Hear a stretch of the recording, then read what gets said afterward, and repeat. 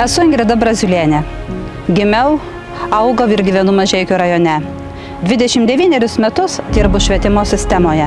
Aktyviai dalyvauju visuomeninėme gyvenime, kaimo bendruomenių, švietimo, kultūros. Turiu aukštąjį universitetinį išsilavinimą, vadybos magistro laipsnį. Tikiu, kad atėjo laikas, kada savo žinias, gebėjimus ir patirtį galiu pritaikyti savo valstybės ir rajono gyventojų gerovei stiprinti.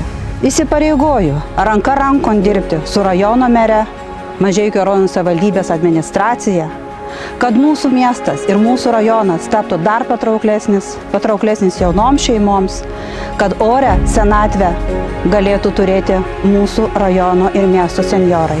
Niekada nesižarstau pažadais, kurių negaliu ištesėti. Visada lengviau pristatyti darbus, kurie yra padaryti ir nuveikti. Laukiu jūsų spalio 13 dieną Lietuvos Respublikos Seimo rinkimuose. Aš galiu.